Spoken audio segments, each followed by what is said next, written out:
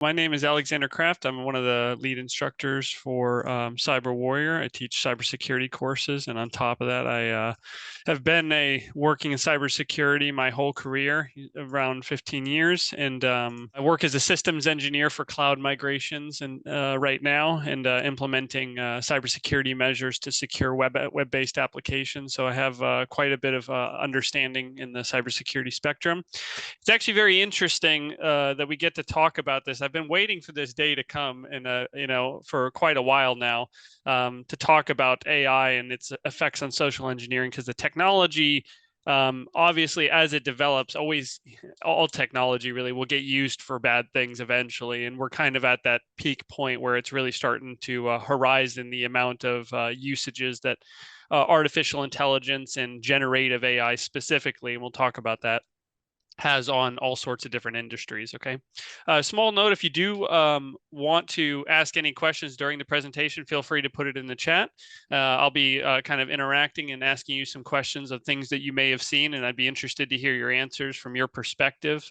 So yeah, let's go ahead and get into it.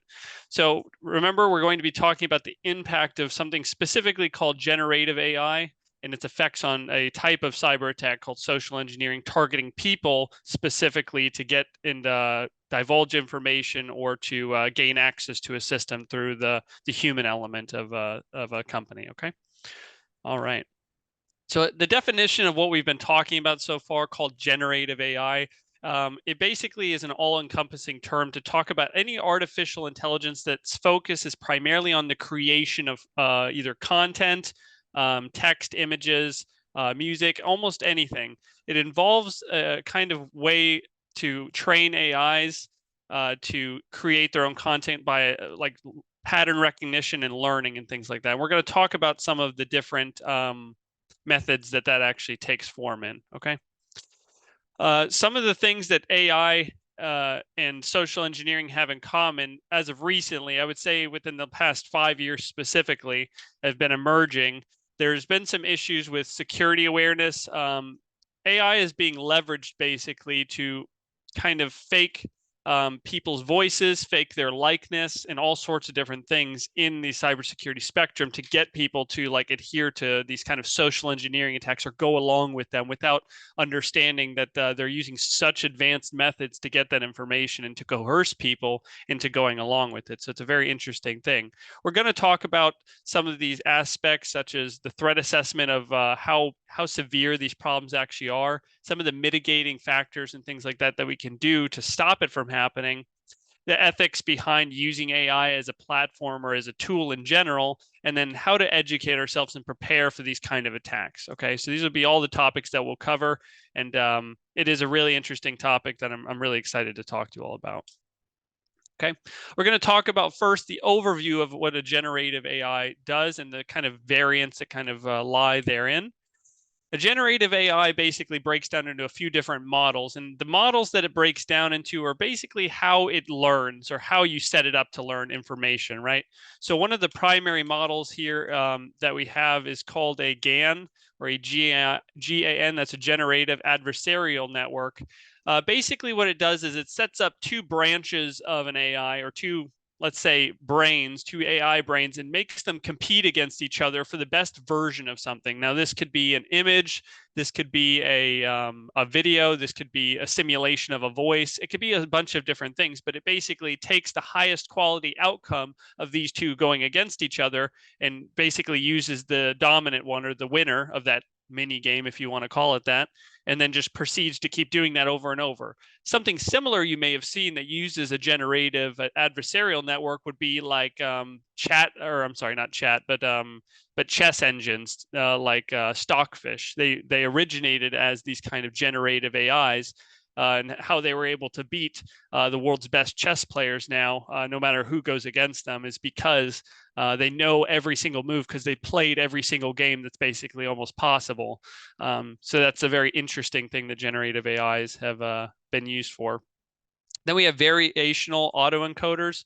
These are kind of similar model, but what they do is they they basically take a compressed representation of what the AI or what the data they're trying to replicate is. So if that's an image or a video or a voice or something along those lines, they're able to take what they think it should look like and then just keep generating models that are closer to the compressed data and able to mimic characteristics about the original data set. So an example of this would be deep fake videos use a kind of variational autoencoder to take similar compressed data of what the original was and then just keep processing it using the same parameters that it used for the original data.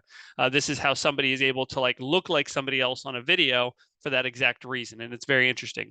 Has anybody in the audience here seen anything to do with deep fake yet?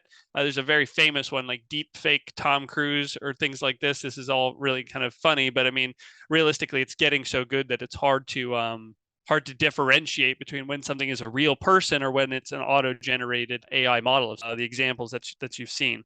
The capabilities that these models are basically used for, and today it's for data generation, augmenting data. So like a voice modification is a prime example of something like that. Imputation or completion, basically just giving some data out that is incomplete and using the same rules that it would use for the original data set to complete other data. An example of this would be like ChatGPT uses this kind of imputation model that you say, hey, write me a letter that says this, this, and this. It'll take data sets that have for similar things and then kind of augment the data that you input and then kind of make a model of what you're looking for. So this is something that ChatGPT actually uses. If anybody's used ChatGPT, it's a very interesting tool that uses these same kind of models we're talking about. In the cybersecurity world, AI is actually used for anomaly detection as well. Anomaly detection being if normal traffic is going over a network, it can detect when something looks like malware, something that doesn't look right, like the normal types of communications that happen. It's actually used in cybersecurity, more advanced cybersecurity methods, next generation firewalls to detect anomalous behavior on a network to stop bad guys from getting into our networks. That's a very good thing. So you can see that it can kind of be used for all sorts of different domains of usage, right? We have art. This is like DALL-E. If you've seen that, that's an auto-generative model for making artwork. It's a very good one. Writing and storytelling for ChatGPT. And there's app development, music, images, and all sorts of things. There's even like teledoc or like doctor care. If you've ever gone to like MedMD, I'm trying to remember the exact website name, but it's actually to get you diagnoses after you give symptoms. This also uses an AI model to see the highest success rates of what it guesses based on the symptoms that are presented to it. So this is a way that we actually have seen it in use in recent times. It's very good. Now we have to get to the part. It sounds really good on face value, all the good things that we can do with it, but we're going to start to understand the bad use cases for this and how this is affecting cybersecurity realm and how it's being used to attack people with social engineering schemes. Okay. The definition, we have to first flush out what a social engineering attack really is, but it's basically just a tactic to manipulate somebody into performing an action or doing something like divulging sensitive information to somebody who should not have access to information, like a social security number, a date of birth, a phone number, anything like that is an example of a social engineering attack. So if we define the different types of social engineering attacks, they break down a little bit further into other domains. And we're going to show you how these kind of relate to the ways that you can use an AI-generated model to kind of augment these types of attacks. So some of the ones that we've seen a lot is authority. That's basically saying that somebody is above you in some way, like maybe your boss. AI generation, kind of mimicking their voice or mimicking their email or something like this to show that, hey, this is your boss talking to you, that you need to do this right away. Sounds exactly like them. Urgency or fear, saying that faking an alert warning or something to this nature, or faking a video saying that this needs to be done right now from your boss. This is basically forcing you to do it because you don't think that there's any time to actually contemplate the decision, right? Tailoring the message. AIs are very good at this. If you went to ChatGPT, for instance, and asked it to convince you to buy something, it does a very good job of giving you all the points of why you should do something. So it can use just these generative models to give you good examples of why you should just go along with what they're saying. And they can also be used in variations to use the ones that have the highest success rate, basically. We have familiarity and trust. This is somebody that you know and you do trust, that they would never tell you to do something wrong, like maybe a good friend or a coworker that you've worked with for a long time, but it actually isn't them. It's a generated model of them, of their voice saying that you need to do something really quickly or do something for them, not thinking twice because you do trust them, you just do the task. Has anybody in the audience seen any of these kind of attacks where somebody emails you or maybe calls you acting like they're somebody that they're not in order to get access or do something? I would like to hear that as well. We have information gathering. This is a little bit more generalized. When the press does this a lot when they're trying to gather more information about a news story, is they call public access points like newspapers, or they call like the front office as a place and asking for any information they might have on a topic when they maybe shouldn't be giving out the kind of information they're asking for, right? Building rapport, being friendly with somebody or building a relationship with somebody over a long period of time can also be used in these generative attacks. Oh, it's good. Yeah. So yeah, spoofing and phishing data sets and live data. Exactly. Yeah. And they're getting very good from my perspective. I can see a lot of different people, like over the years of the past 10 years, maybe the phishing attempts have become a lot more convincing and a lot more dangerous over time, and especially to where we are at now with the augmentation of AI helping it out. You have tech support scams like, hey, we'll help you with your tech support, and then they really just end up stealing your private information and dissolving into thin air as if they were never there. Bypassing security measures. You can put as much physical security or logical security into a system, but if somebody has the credentials to just access the system normally, there's really no way to stop somebody from doing that other than just making awareness, like CyberWarrior is doing, of these kind of attacks, to not give the adversaries those kind of credentials or access to the system, right? And then social proof, saying basically that we want to make sure that what we're doing is like in the normal, it's basically just presenting ourselves as trusted individuals or referencing others that have maybe had a similar issue, that like, he helped me before, I'm hoping you can help me this time, this kind of thing. Okay, so these are all methods that they can use and augment it with AI to actually kind of push the envelope a little bit further. So now that we understand some of the basic concepts behind of social engineering and some of the tactics that they use, we need to talk about the intersection of how generative AI and social engineering are kind of combining themselves into something very dangerous. Okay. Generative AI can be used in a lot of different social engineering attacks. I talked about before that we have deep fake voice and video. We have natural language generation, something like the ChatGPT engine that can talk almost like a normal person talks with little to no difficulty at all. We have speech synthesis, and this is basically augmenting a normal person's voice, running it through a generative AI and trying that out, okay? It'll basically sound like somebody else, but they're the one talking. It's not pre-recorded. Then you have social media manipulation, generating fake social media accounts or pictures that make the person look like you're talking to as a legitimate entity, when in reality, it's all been automatically created. Then we have automated impersonation. This is impersonating somebody on a phone call. And I'm going to show you an example of this at the end of the slide deck. We have something that's very similar to automated impersonation using a deep fake voice. Real life scenarios, we're going to talk about each one of them with voice cloning, spoofing, and stuff like that. The first one we want to talk about is voice cloning. Voice cloning is basically when somebody takes a voice of somebody that is like a famous or well-known entity. Maybe it's the CEO of your company. Maybe it's a well-known person. I mentioned Tom Cruise because this has actually been happening to that individual quite a lot on the internet.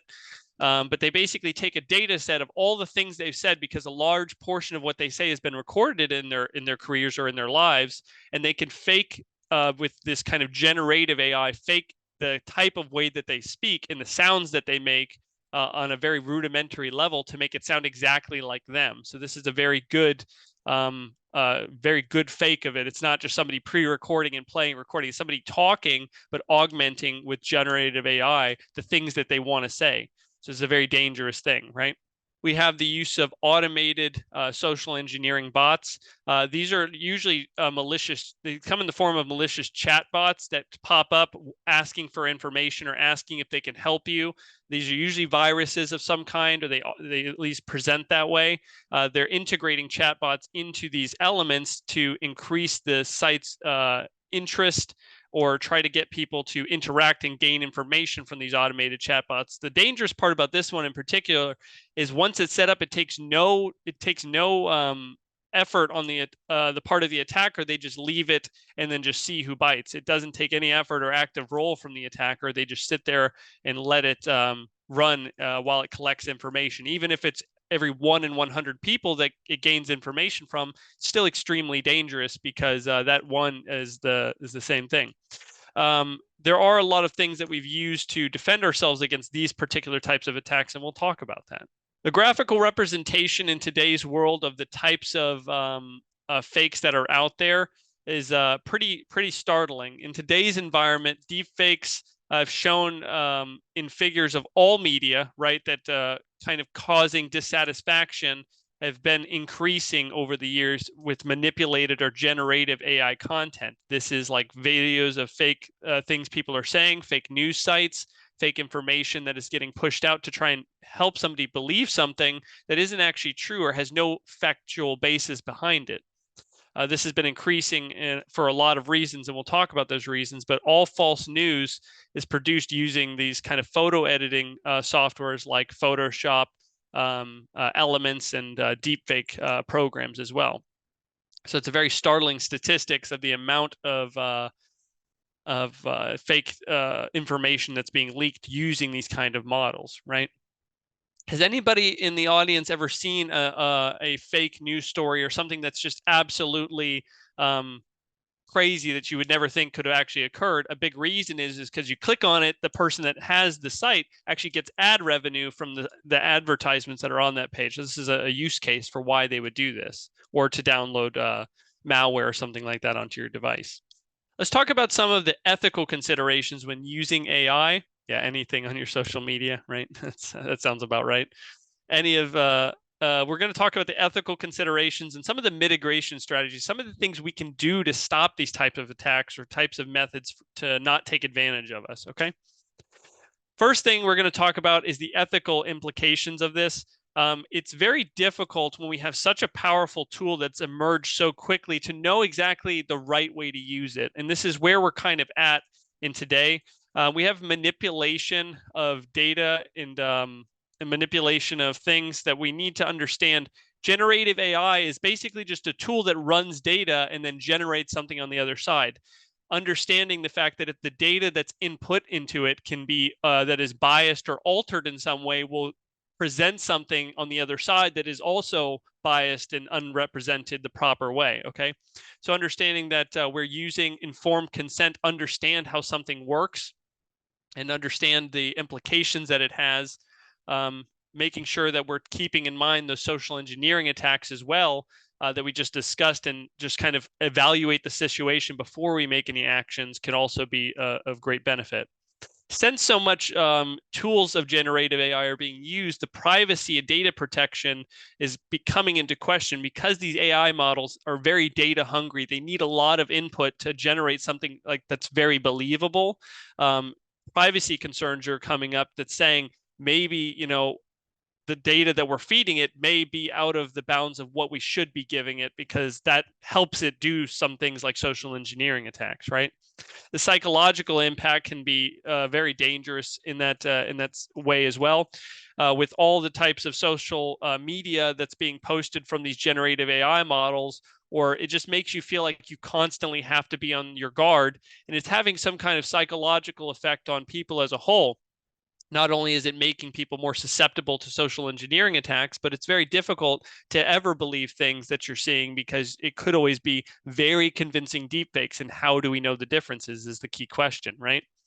The responsibility and accountability also comes into question in this particular case for the ethical use of AI. Is it ethical for us to see what the most effective strategies are for selling something to somebody, even if that group of people really shouldn't be using that product, for instance, or pushing negative content to people that just want to see, that would not benefit from negative content, even if it drives ad revenue sales? These are all ethical questions that we have to make sure. Facebook actually got into a lot of trouble for this a couple of years ago for the accountability of their AI models, basically pushing content to people, pushing them down basically one road very strongly without ever offering a diversity of opinions or content to them. So this is something that they've been working on and driving forward in the right direction, right? And then we have regulation and policy as well. There are virtually no regulatory frameworks for controlling AI in these ways or stopping people from taking it too far, if you want to use that term. So this is a question that's coming up in legal ways. If we're provided information from AIs, or if AIs are used against to steal information, those are ways that AIs obviously should not be used for. So pushing negative content or pushing false content in some way will very quickly become illegal, but there is very little regulation on it in current day. So this is why we have to be so alert and talk about it like we are. Some of the potential vulnerabilities that we have associated with this, the particular ones, not only with social engineering, but with generative AI in specific, we have what is known as bias amplification. I told you before that if we input data into an AI and then it creates more data, if the data that we input into it was biased, for instance, if I wanted to make a generative AI to see who's going to win the most baseball games, right? If I only put in all the winning Red Sox games and never any of their losses, well, they're going to say the Red Sox are going to win every single time. This is a bias amplification. It'll only make the data that you put into it more biased over time. So this is just making something that may not technically be true, or true if you're a Red Sox fan. I'm sure they'll win, but that's the idea. Then we have malicious use of this. The same things that we were talking about, deep faking video feeds, deep faking sounds, all these kind of things are dangerous and can make somebody believe something that ought not to be believed otherwise. So some kind of regulation will eventually come out, but as of right now, there isn't much there. The data privacy concerns that we just talked about, not using personal data for generative AI to kind of protect people from not falling for social engineering attacks. One of the issues that is a very strange issue, but seems to be where we're at now, is the over-reliance on AI-generated content. A lot of people, for instance, are using OpenAI's ChatGPT to generate a lot of papers in scientific documentation, and there's been found a few times now that the data that it was fed originally to come to the conclusions that it came to were inaccurate. So these are causing major malfunctions in products that are being generated, or products that have been ad campaigns and all sorts of things that are actually not hitting their marks due to the improper use of AI or bad data sets given to them. And then the unintended consequences and errors of AI is trying to either send somebody down the wrong path given the data, because all of these AI, they have no good or bad purpose. They don't want to do anything negative or positive. They're just putting out data that they're given. That's all an AI really does, a neural network does, is it just runs some data set through a series of functions and then puts out data on the other end. So unintended consequences are social engineering augmentation or deep fakes or incorrect news sources. Things like this are very negative in these ways, right? So it's very interesting, but that is the world we live in now. So what are some of the ways that we can actually mitigate these strategies?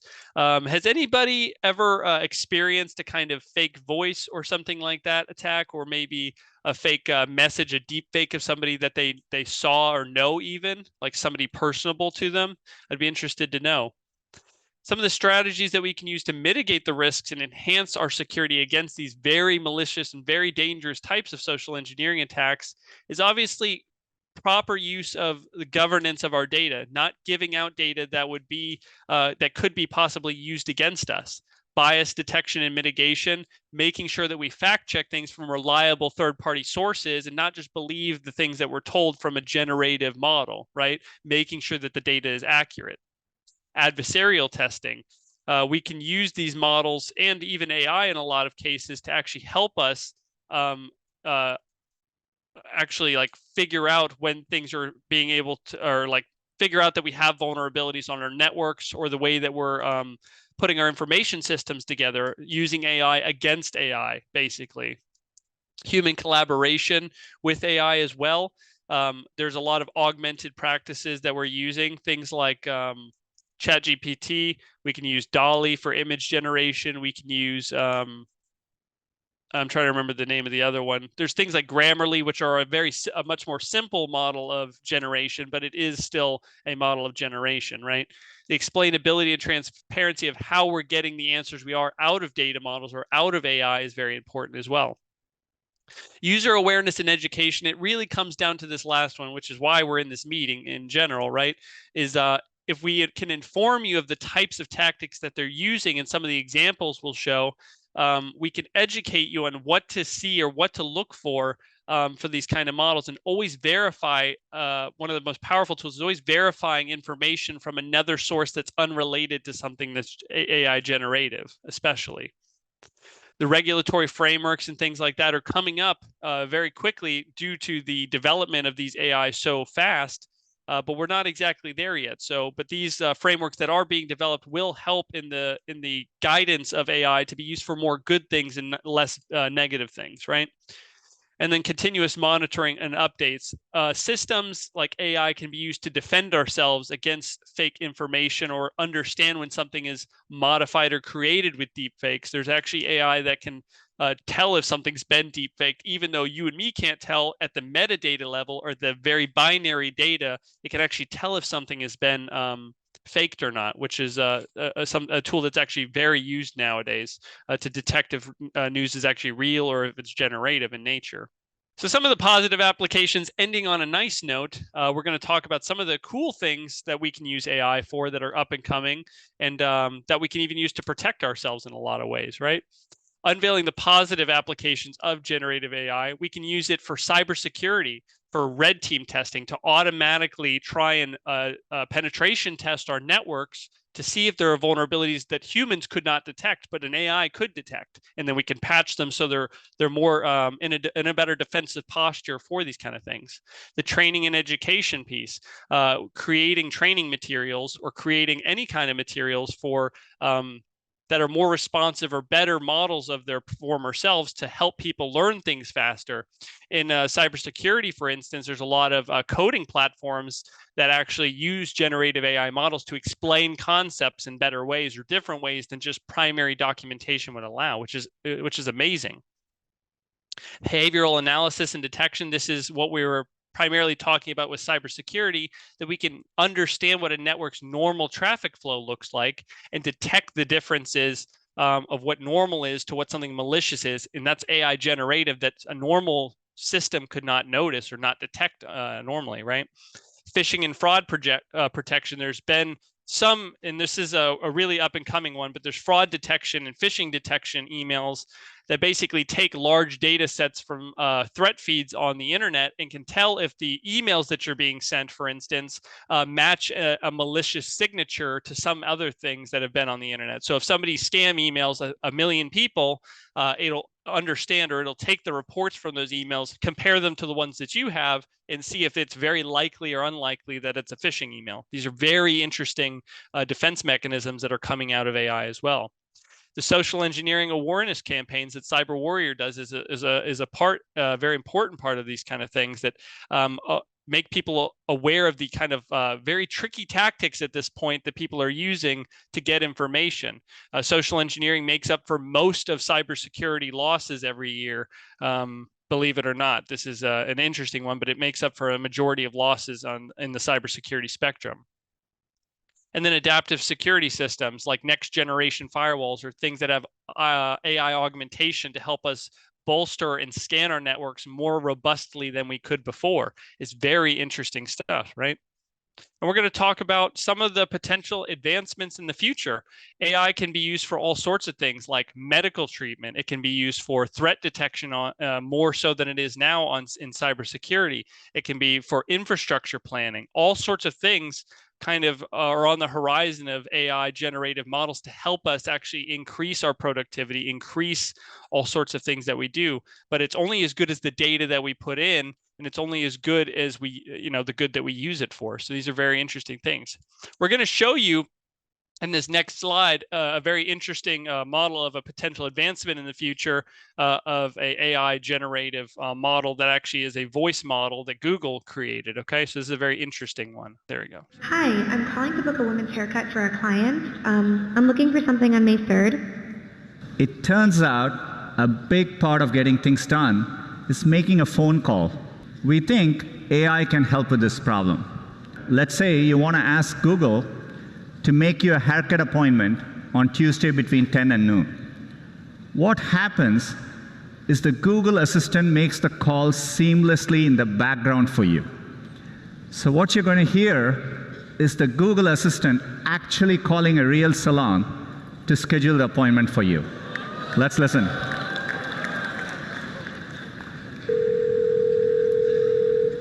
So how can I help you?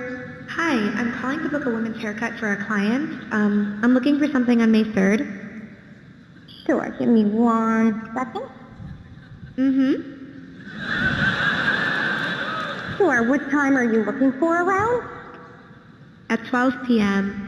We do not have a 12 p.m. available. The closest we have to that is a 1:15.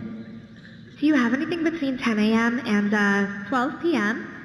Depending on what service she would like. What service is she looking for? Just a woman's haircut for now. Okay, we have a 10 o'clock. 10 a.m. is fine. Okay, what's her first name? The first name is Lisa.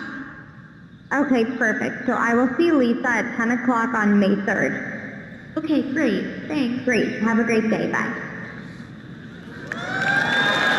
So very interesting and potentially life-changing kind of deep fakes and stuff like that. So this is very interesting ways that we can do this. So that will conclude the presentation for generative AI. There's also a small example I can give you as well. Very interesting. If you'll give me one moment, I'll show you. This is an example really quickly of a generative AI that I can use to just talk. And let's just see if... All right. So I can talk with my normal voice, and it uses a generative AI model to actually mimic these kind of noises that I'm making. So it's very strange. This is not pre-recorded. I can sound like somebody else. It's very interesting stuff. So I'll turn that off because it's very creepy. But that's all very interesting stuff that you can actually use. Okay, I'll open the floor to questions. Obviously, it's a very interesting topic. And yeah, I appreciate you all listening. Alexander, I've got a question for you.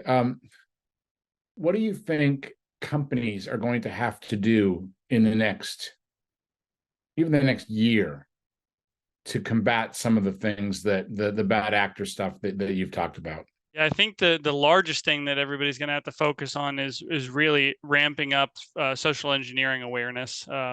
That's the largest thing. I mean, AI models are great and IDSs and all these different technologies to prevent things, but the human aspect of networks is, I don't want to say the weakest because that sounds wrong, like a bad thing, but I mean, it is the easiest to take advantage of.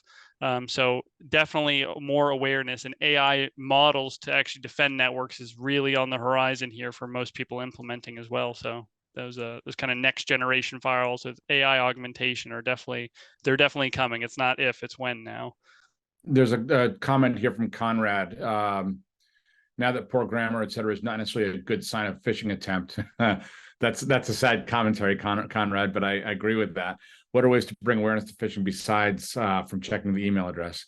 For phishing, email phishing particularly, yeah, checking the email address is obviously always good. The best ways, if we're talking, we have to kind of separate it. If it's from a human or if it's from a generative AI. If it's from a generative AI, and this won't last forever, but right now, if it's written by a generative AI, they usually always start their sentences always the same way. So ChatGPT, for instance, if I was to tell it to write me a letter, for instance, I actually have a letter that was written by ChatGPT right next to me, funny enough. It says it'll always start something like this, like I am writing this letter to express my profound enjoyment or appreciation, something like that, right? So that's an example. That line, no matter what I ask it to write, if I ask it to write me a letter, either positive or negative, it has pretty much two responses that it'll always generate in the beginning. So that's one thing. If you see something pop up that's always starting the same way, or maybe a little bit too formal for what you're asking or what they're saying, that's usually a very good indicator. Formality is something that these AI generative models don't really understand much yet. So grammar is a good example, but you can tell something to write it in bad grammar, for instance, too. I can tell ChatGPT to write me a letter in bad grammar, which is a funny thing that I haven't actually thought about that, but it is something they're able to do. So I would add a couple things to that from my lens. The first is, and it's related to what Alexander was talking about in terms of the formality. Oftentimes, the Chat GPT will lead with a sentence similar to someone who isn't real polished with their writing. Let's discuss the topic of when you are writing. If you don't need to say why you're talking about it or how you're going to talk about it. That's going to be interpreted in the paragraph that you write. You don't have to tee up what you are writing because it's going to be assumed. And ChatGPT does that a lot. Also, tone, the voice of the person. If you get a message from a colleague or a friend, you know their tone, you know their mannerisms, you know how they typically write or how they typically will call you, and that is that's a great sign that something's weird here, because that's not how they interact with me on a regular basis. So that tone is important as well. I'll let Alexander. I'll let you read the chat from Birkenhoff, the admin out of New Jersey. Making a comment that students don't know the capabilities or how to harness the power. I talk a little bit about that, Alexander. Yeah, I mean, I probably for the best in some ways, for sure. Not knowing how to harness the power of AI nowadays, it's very interesting. And I don't have a ton of experience with this, but a lot of people have experience as other instructors or teachers at colleges and things like that that I know are having almost every student use ChatGPT or OpenAI or other ones that generate like their papers basically for them, and they just change the some of the contents of it and stuff like that to make it their own, quote unquote. And the question really arises, are we allowed to do that, or does everything have to be formal or everything have to be original? I mean, and with the tools available, it's hard to really make those determinations anymore because it's used for so many things now. Why couldn't they use it? But the problem, I guess, that generates at the core of the issue is that they need to understand the content. You can input data into an AI and get something that looks really good on the output, but if you don't understand how something came to the conclusion, that's really where learning lies. So I think that's why most people are hesitant to allow people to write papers with these generative AIs, is because it's just it doesn't show that you understand the content. It just shows that something understands the content. So that's a dangerous one. Yeah, hard one to answer. And there's a question right after that. It says, is it true that AI can replace the employee or the human? I guess it depends what you're doing, right? Assembly lines and things like that, AI have seemed to have been implemented. Not really AI, but machine learning models have been implemented for such a long time now that it's very, very, very use case. Yeah, there's a lot of use cases for replacing people. DeepMind, for instance, that's Google's AI, is a very, very good at basically anything a human can do, almost to the point where it's kind of silly. But it can be tricked, just like anything else can be, because it's missing some element that we don't really understand yet. So that's an interesting one. You have a response to this, I see. You're using AI as cheating. Yeah, some teachers have gone as far to ask myself and the team how to monitor verified papers that were submitted. There's a funny one. If you actually input a paper into ChatGPT and ask it if it wrote it, it actually has a pretty good success rate of telling you that it's likely that it wrote it. So that's a funny one, actually. Or, it wrote a majority of it, right? It's actually good at catching plagiarism to some extent, although it's not what it's for. It's pretty good at that. I see more future use, companies building their own systems with their own databases. Company like Darktrace has their own system that you can buy, but the data could, yeah. I do. There are AI models, and we even teach like a little bit about AI here at CyberWarrior as well. But there are very simplistic models of AI that you can implement with a very basic language like Python that could do a lot of stuff. So AI is all over the place now. It's just a matter of how much data it has access to and how advanced its processing engine is. So I do see it being used more and more, probably exponentially over the next 5 years. It's going to go to, right now we maybe use 10% of everything AI, maybe. In 5 years, it's going to be something like 50 or more, most likely. Anything else? It's been great questions, by the way. Really Yeah. good, really good questions. It's making me have to think about stuff.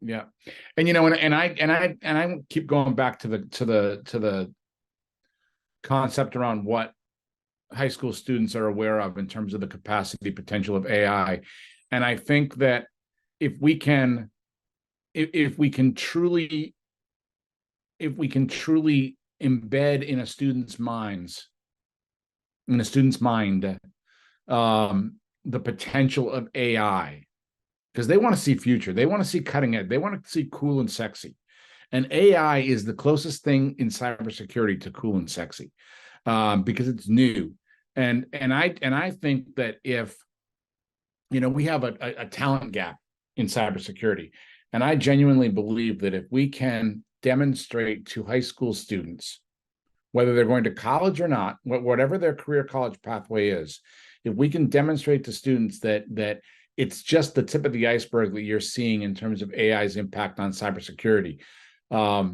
then they're going to much more seriously take the concept of working in cybersecurity.